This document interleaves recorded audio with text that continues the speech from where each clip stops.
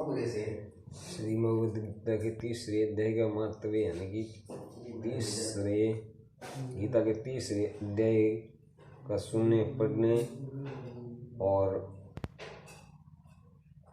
इसका क्या महत्व है वो इसमें बताया गया है। चैनल को सब्सक्राइब करें, लाइक करें और कमेंट करें, ज़्यादा से ज़्यादा शेयर करें और अपने घर में सुबह सुबह गीता का पाठ सुना करें। भगवान कहते हैं, प्रिय जन, स्थान में एक जड़ नामक ब्राह्मण था जो कौशिक वंश में उत्पन्न हुआ था। उसने अपना जातीय धर्म छोड़कर बनिए की वृत्ति में मन लगाया। उसे पराई स्त्रियों के साथ व्यभिचार करने का व्यसन पड़ गया था। वह सदा जुआ खेलता, शराब पीता और शिकार खेलकर जीवों की हिंसा किया करता था। इसी प्रकार उसका समय बीतता था। धन नष्ट हो जाने पर वह व्यापार के लिए बहुत दूर तक उत्तर दिशा में चला गया। वहां से धन कमाकर घर की ओर लौटा। बहुत दूर तक का रास्ता उसने तय कर लिया था। एक दिन सूर्य अस्त होने पर जब दसों दिशाओं में अंधकार फैल गया, तब वह एक वृक्ष के नीचे उसे लुटेरों ने धर दबाया और शीघ्र ही उसके प्राण ले लिए। उसके धर्म का लोप हो गया था, इसलिए वह बड़ा भयानक प्रेत हुआ। उसका पुत्र बड़ा धर्मात्मा और वेदों का विद्वान था। उसने अब तक पिता के लौटने की राह देखी।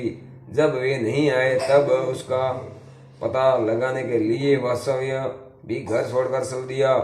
वह प्रतिदिन खोज करता, मगर राहगीरों से पूछने पर भी उसे उसका कुछ समाचार नहीं मिलता था।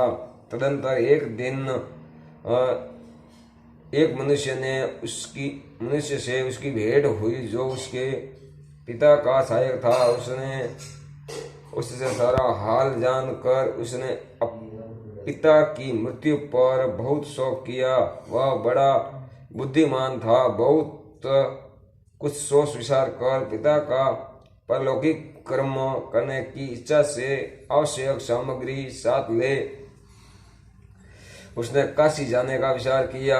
मार्ग में 7-8 मुकाम डालकर वह 9वें दिन उसी वृक्ष के नीचे पहुंचा जहां उसके पिता मारे गए थे। उस स्थान पर उसने संध्योपासना की और गीता के तीसरे अध्याय का पाठ किया। इसी समय आकाश में बड़ी भयानक आवाज हुई। उसने अपने पिता के भयंकर आकार में देखा। फिर तुरंत ही अपने सामने आकाश में उसे एक सुंदर विमान दिखाई दिया जो महान तेज से व्याप्त था। उसमें अनेकों क्षुद्र घटिकाएं लगी थी।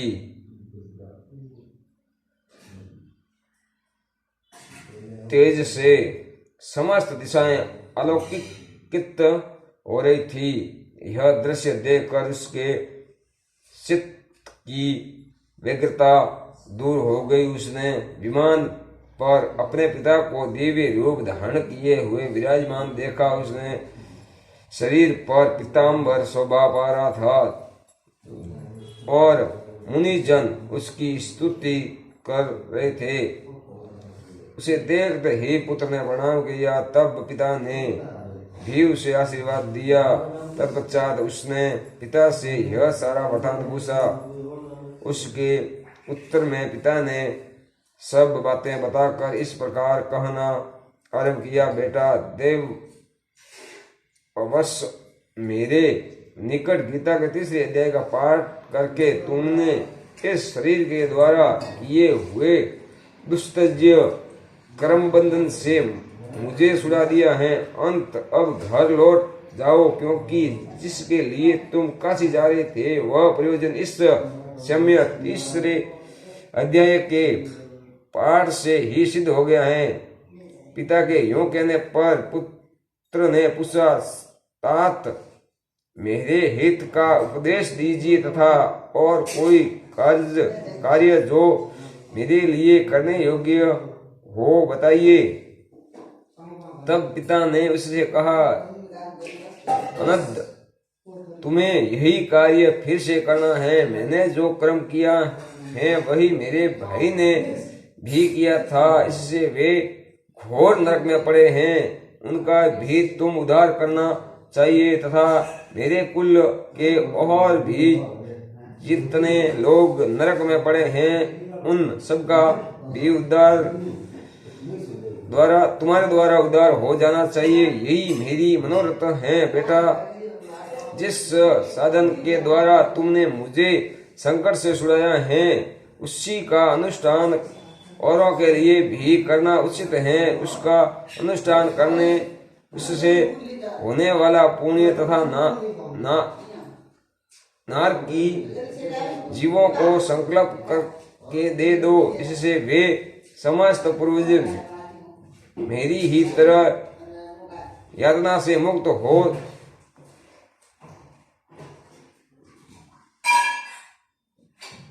सुलभ काल में ही श्री विष्णु के परम पद को प्राप्त हो जाएंगे।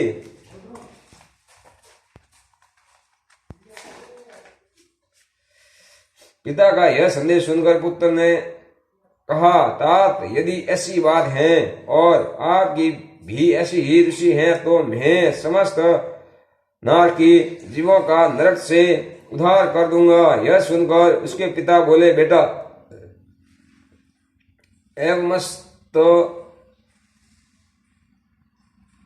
एवमस्तु तुम्हारा कल्याण हो। मेरा अत्यंत प्रिय कार्य संपन्न हो गया है। इस प्रकार पुत्र को आश्वासन देखकर उसके पिता भगवान विष्णु के परम धाम को चले गए। तत्पश्चात वह भी लौटकर जन स्थान में आया और परम सुंदर भगवान विष्णु के मंदिर में उसके समक्ष बैठकर पिता के आदेश अनुसार गीता के 3रे अध्याय का पाठ करने लगा। उसे नारकी जीवों का उद्धार करने की इच्छा से गीता के पाठ जनित सारा पुण्य संकल्प कर दे दिया। इसी बीच भगवान विष्णु दूत यातना भोगने वाले नारकी जीवों को छुड़ाने के लिए यमराज के पास गए। यमराज ने नाना प्रकार के सत्कारों से उसके पूजन किया और कुशल पूछी। वे बोले, धर्मराज, हम लोगों के लिए सब और आनंद ही आनंद है। इस प्रकार सत्कार करने पितृलोकों के सम्राट ब्रह्म बुद्धिमान यम ने विष्णु दूतों से यमलोक में आने का कारण पूछा। तब विष्णु दूतों ने कहा, यमराज से शैया पर शयन करने वाले भगवान विष्णु हम लोगों को अपने आपके पास कुछ संदेश देने के लिए भेजा है। भगवान हम लोगों के मुख से उसकी कुशल पूछते हैं और यह आज्ञा देते हैं कि आप नरक में पड़े हुए समस्त प्राणियों को छोड़ दे। अमित तेजस्वी भगवान विष्णु का यह आदेश सुनकर यम ने मस्तक झुकाकर उसे स्वीकार किया और मन ही मन कुछ सोचा। तत्पश्चात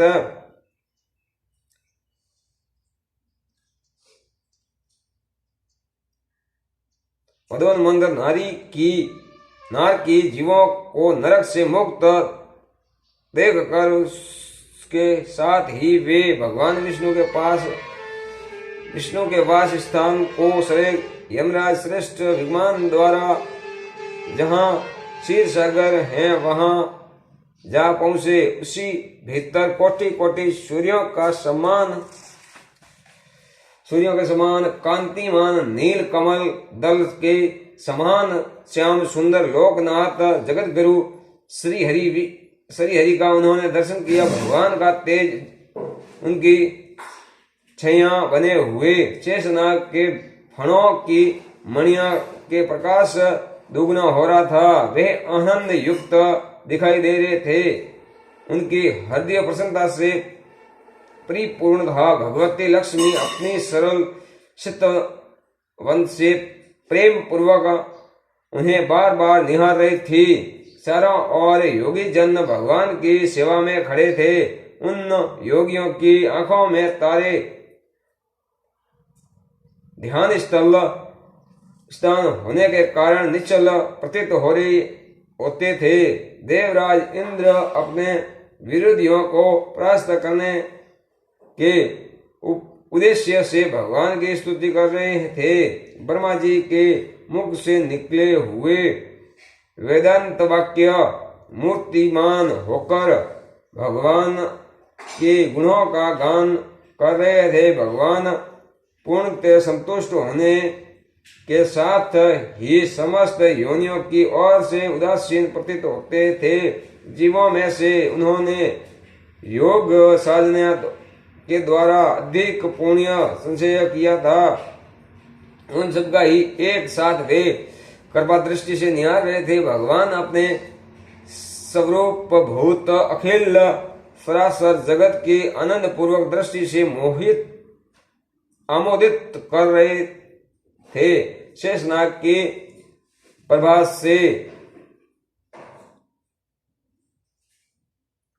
उदासित एवं सर्वव्यापक दिव्य विग्रह धारण किए नील कमल के सदृश श्याम वर्ण वाले श्री हरि ऐसे जान पड़ते थे मानो चांदनी से गिरा हुआ आकाश सुशोभित हो रहा हो। इस प्रकार भगवान की झांकी करके यमराज अपनी विशाल बुद्धि द्वारा उनकी स्तुति करने लगे। यमराज बोले, संपूर्ण जगत का निर्माण करने वाले परमेश्वर, आपका अंतकरण अत्यंत निर्मल है। आपके मुख से ही वेदों का प्रादुर्भाव हुआ है। आप ही विश्व स्वरूप और इनके विधायक ब्रह्मा हैं। आपको नमस्कार है। अपने बल और वेग के कारण जो अत्यंत